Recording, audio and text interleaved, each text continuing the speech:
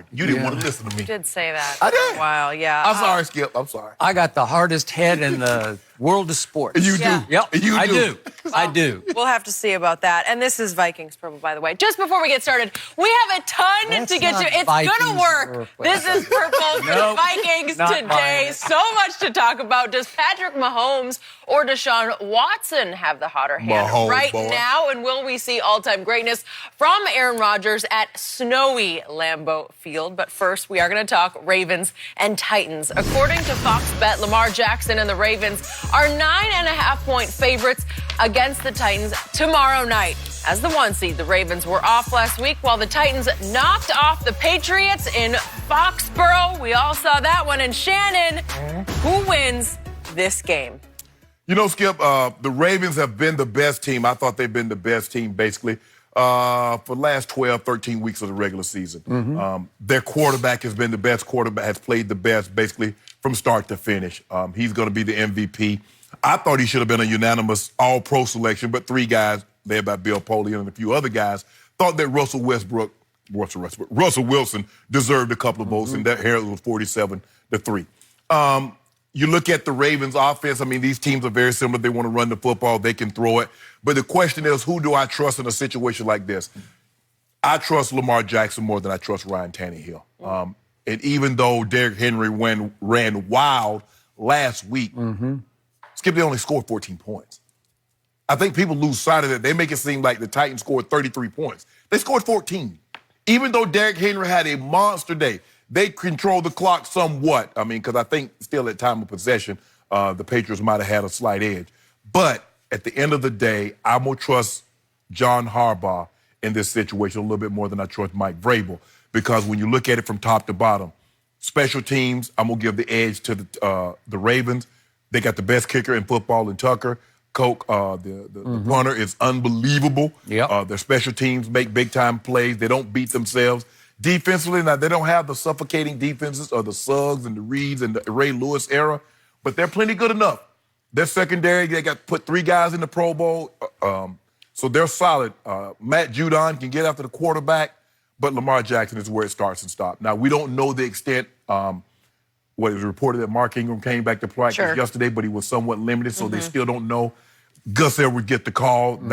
Gus Edwards has been unbelievable this year, Skip.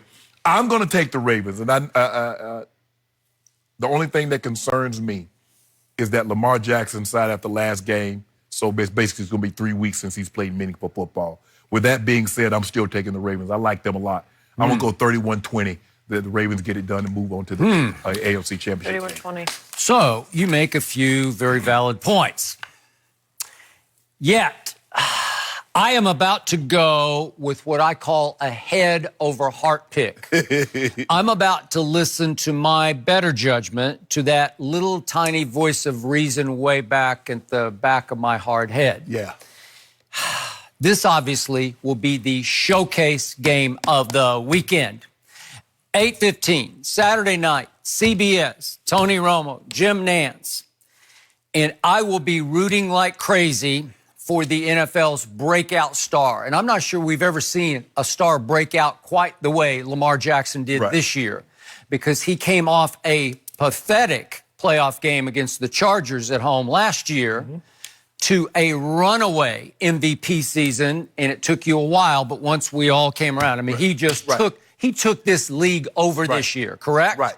So it would be great for the NFL, and it would be even greater for this network if this young man leads this Baltimore team to the Super Bowl, because that Super Bowl is going to be on Fox. Yep. And Undisputed will be in Miami all week long on South Beach. Be there. Yeah, And yeah. I Can't hope wait. that the runaway MVP and his 14-2 Baltimore Ravens as we speak, now a 9.5-point favorite this Saturday night, I sure hope they are there.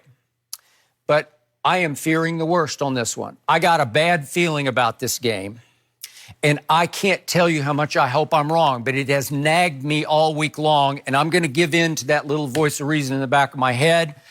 I am feeling a huge upset here. Really? I got the Titans 21-20. in what will be the most physical game of this whole NFL season. This is going to be a headbanger's ball. This is going to be reminiscent of a game that was played January 7th, 2001. That game happened to be in Nashville, not in Baltimore. And guess who participated in that game? This man across from me. Guess who sat in the press box to cover that game? This man sat in the press box. It was simply the most physical football game I have ever witnessed. All my years covering your league, I have never seen such hitting as I saw that day. Baltimore at Nashville against the Titans of Eddie George. So it was Eddie George versus Ray Lewis. And it was a hellacious game. Shannon Sharpe didn't have a whole lot to do with the game because he got 7 targets that day, but he caught one of them, only one of them, and it went for 56 yards. It wasn't a tub, as in touchdown. They got him at the 1. They got you at the 1 yard line. But the game was pretty even, Steven. In fact, it was tied going to the fourth quarter, and you got a 90-yard blocked field goal return. That'll work. Yep. And then you got Ray Lewis slamming the coffin shut with a 50-yard pick six. Pick six, yep. Pick six. It was some football game to watch, and I believe this will be the equivalent of that. But you just mentioned John Harbaugh.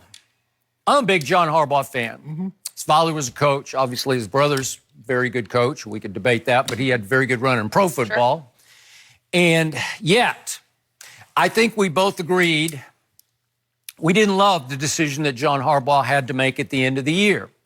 And he opted to sit everybody because you can't just sit this guy or that guy. If you're going to sit one, you better just sit them all. Right.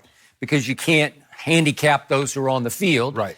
And it's been almost 3 weeks. If they hadn't played, if it weren't Saturday night, it would be Sunday. It'd be 3 total weeks. So it's 20 days instead of 21 days.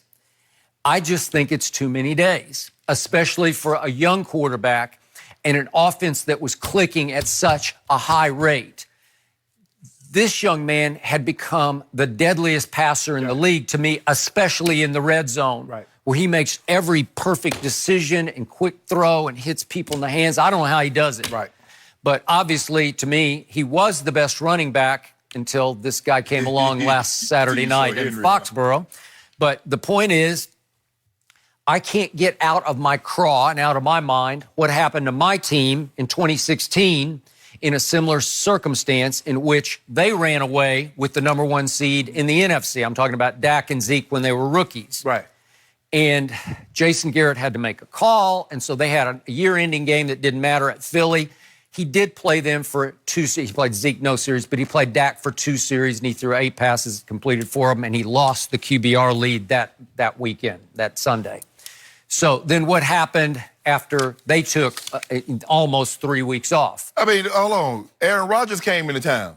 Are you trying to say Ryan Tannehill, Aaron Rodgers? But my team wasn't in town for about the first quarter and a half of that game because they just did not show up. I don't know where they were. Maybe they thought the game was in Green Bay. I don't know. Well, see, that's the difference. It was 21-3 after a quarter and a half. I couldn't recognize my team because they weren't ready after such a long layoff. But you put that on Jason Garrett. Now, if you believe that John Harbaugh is a better coach, a better motivator than Jason Garrett, clearly he'll have his team prepared, right? You would hope so. I would hope so. But I can tell you that other coach, who is the flip side of Jason Garrett, he will have his team ready to go. Absolutely. Because they are chips off the Vrabel block. He was a hard-nosed player. He loved to play big, tough road games. And he has constantly had his team ready to go in big road games. What has this team had a recent reputation of doing? Spoiling parties. Remember a year ago, mid-season at Jerry World on a Monday night, they came in and just humiliated my Dallas Cowboys before my Cowboys took off and went 8-2 down the stretch. What happened on opening day at Cleveland this year when the Browns were the it team? You were loving them, I was liking them, and it was Odell and Baker and Jarvis and blah, blah, blah, blah, blah, and it was 43-13 Tennessee. And was that his first year, Skip, when they went on the road and they were down, 21-3? They were. To Kansas City? They were. And they did came that all the way back. Yeah.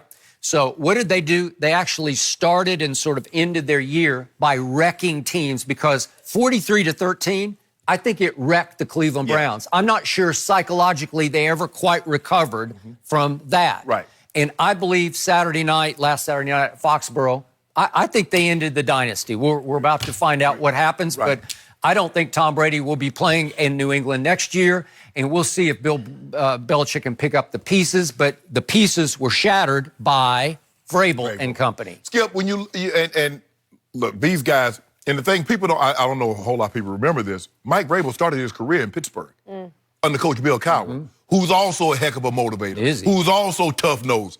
He actually is from Pittsburgh, so he is a tough guy. I spent a lot of time around Coach Cowher, and his teams were reflective of his personality. Coach Belichick's team are reflective. Not a whole lot of personality. I mean, Coach Belichick doesn't have a whole lot of, at least in the press conference. They just go about their business methodically. But Skip, when I look at Lamar Jackson, I believe the greatest influence on what he was able to do this season would transpire the last game he played last year. He realized in order for him to be the quarterback that he wanted to be, and for the team to be what they thought they could be, he had to get better at throwing the football. Now, we thought he could progress slowly, Skip, but where he was last year throwing the ball to where he is now, nobody saw that coming. If John Harbaugh, Ozzie, DeCosta, if any Steve Bisciotti